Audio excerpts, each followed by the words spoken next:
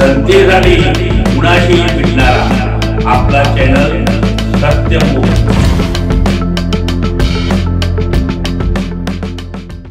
इचालकरंजी येथील महानगरपालिकेच्या घंटागाडीवरील खासगी ठेकेदारांकडील कर्मचाऱ्यांनी किमान वेतन लागू करेपर्यंत संप करण्याचा निर्धार केला, असं पत्रक कामगार संघटनेच्या वतीने प्रसिद्धीस दिलं। किमान वेतनाप्रमाणे पगार आणि वेळेवर पगार तसेच नियमानुसार कपात झालेल्या रकमा प्रायव्हेट फंड कामगार विमा कडे जमा कराव्यात, अकारण खाडे घालणं आणि कंत्राटी कामगारांना वेठीस धरणं बंद करावं अशी मागणी पण केली आहे। मनपाच्या पत्रात कायद्याचे पालन करा असं म्हटलंय।